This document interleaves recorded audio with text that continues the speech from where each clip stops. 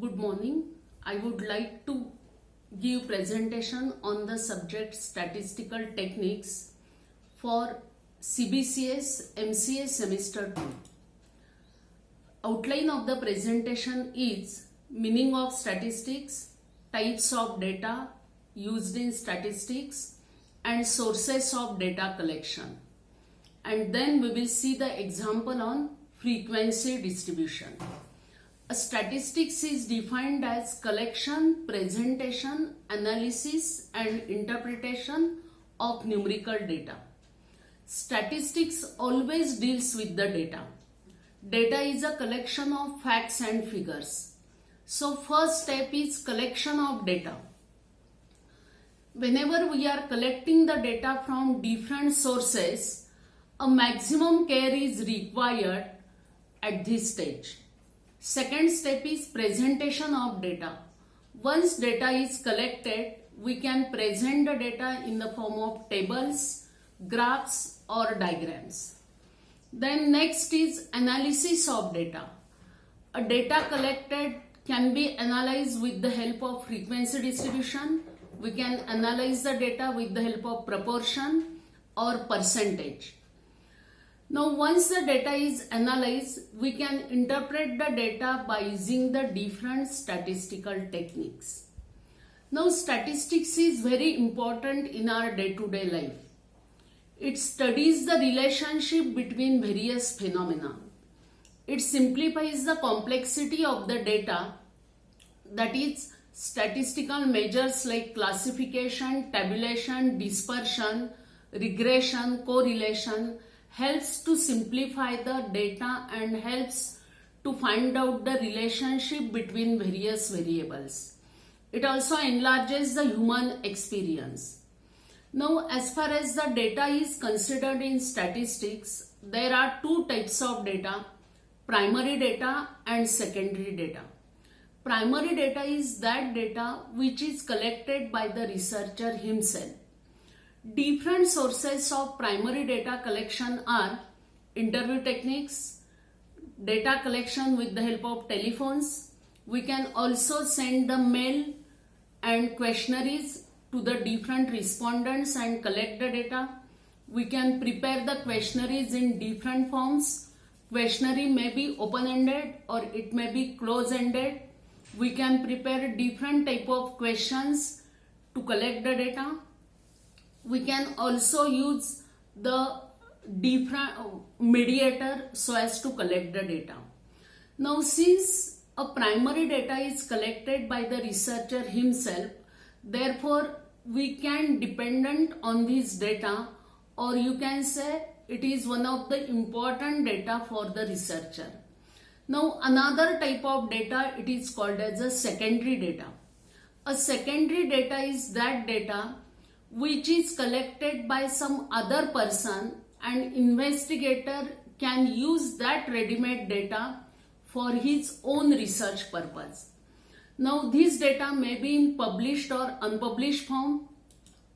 Normally a secondary data can be collected by the government and non-government publications, journals, magazines, published and unpublished sources. Very important source for the secondary data collection is the internet, Google survey and different type of Google forms.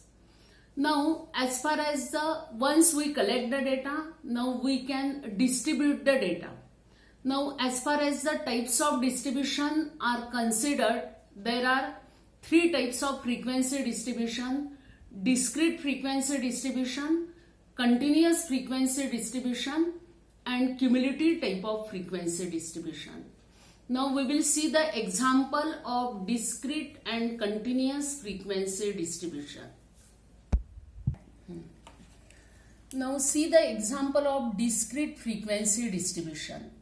Now here a data is given for 28 families in a village having number of children per family.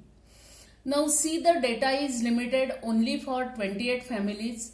Therefore, we can count that how many number of children are there in a particular family. So we can prepare here two columns, number of children per family, and frequency, that is number of families. So we will count how many families are there having 0 children. Now we will count the number. Once we count it, we just make a scratch so that it will not be counted for next time. So see here, 1, 2 and 3. So there are 3 families having 0 children. Similarly, we can count how many families are there having 1 children. So we can count here 1, 2, 3, 4, 5, 6 and here 7. So 7 families are there having 1 children. Then there are 2 families, there are 10 families having 2 children. If you count this, you will get the 10 families. And there are 8 families having 3 children. Now you make a summation of this and you will get the total, that is 28. So total should match with the total given of number of families. Now it is possible to count because the number of families are limited. But suppose the data is given for 100 or 1000 families, then it is not possible to count on 1 by 1 basis. Now in that case, we will see a continuous variable distribution or continuous frequency distribution. Now here the marks of 60 students are given in a mathematics subject and we are asked to prepare a continuous frequency distribution. Now see here, in this case we have to find out the minimum marks and we have to find out what are the maximum marks, and accordingly we will prepare the classes. So first class we will prepare by considering suppose the 0. So 0 to 10, then 10 to 20, 20 to 30 and so on. Now number of classes to be prepared, it depends on the given data or variation of the data. Now this is a first class 0 to 10. Now first limit, it is called as a lower limit and next limit is called as the upper limit. Now the width or interval of the upper and lower limit, it must be uniform for all the classes. Now 0 to 10. Now here we will consider, whenever a continuous frequency distribution is given, we will consider an exclusive type of classification. That is, suppose there are some students whose marks are 10, then we will exclude it from upper limit of first class and include it in lower limit of first class. That is, a student having 10 marks we will not consider in first class, but we will consider in second class. Again see, the upper limit of first class must be same as lower limit of the next class. In this way we will prepare the classes. Now we will count how many students are there having the marks in the range of 0 to 9 actually, because 10 marks we will not consider here. So whatever count is there, we just count it and give a mark so that that number will not be counted twice. So it is observed that there are 2 students whose marks are less than 10. So make a 3 columns, class, tally marks and frequency 2. Now next 10 to 20. Now suppose a student having 10 marks are there, it will be counted in this class 10 to 20. So there are 10 students whose marks are in the class of 10 to 20. That is below 20. Then there are 21 students whose marks lies between 20 to 29. Then there are 19 students whose marks lies between 30 to 39. There are 7 students whose marks lies between 40 to 49. And there is only 1 student whose marks are up to 50 to 59.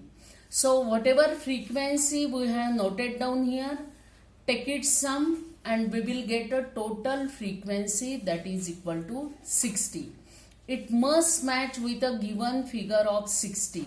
Then we can say our problem is Correct. Now next is a cumulative frequency distribution. In cumulative frequency distribution, we can add the frequencies progressively. That is, frequency of the first class is added to the second class and we will get a cumulative frequency. Now there are two types of cumulative frequency, less than and more than. Now in case of less than cumulative frequency, we will start to count from top to bottom and go on adding the next frequencies. Whereas in case of more than cumulative frequency, start to count from bottom to top. Now see, this is a distribution of marks of the 50 students. That is, there are 9 students whose marks lies in the class 0 to 10 or 12 students 10 to 20. Now less than cumulative frequency says that less than upper limit. So just see first 9. Now first figure, now go on adding to next. 9 plus 12, 21. 21 plus 15, 36. 36 plus 10, 46. 46 plus 4, 50. So these 50 must match with the total number 50. Now what it indicates? It indicates that there are total 21 students whose marks are less than 20. There are total 36 students whose marks are less than 30. Or there are total 46 students whose marks are less than 40. This is about the less than cumulative frequency. Now we will see more than cumulative frequency. Now for more than cumulative frequency, it indicates more than lower limit. Now we will start from bottom. 4, go on adding. 4 plus 10, 14. 14 plus 15, 29. 29 plus 12, 41. 41 plus 9, 50. Now it indicates that there are 4 students whose marks are more than 40. There are 14 students whose marks are more than 30. There are 29 students whose marks are more than 20. Or there are 41 students whose marks are more than 10. And there are 50 students whose marks are more than 0. So these 50 must match with these 50. That is a total number of students. That is a cumulative frequency distribution. Thank you.